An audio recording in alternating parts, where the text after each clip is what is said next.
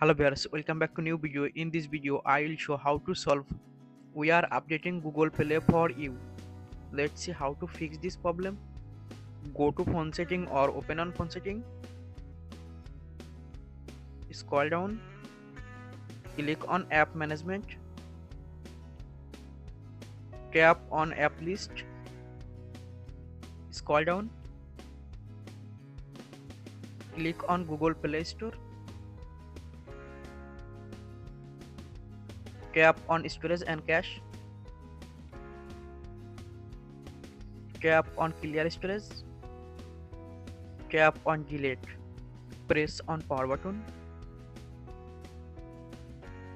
Tap on reset. Reset phone normally. Now open on Google Play Store.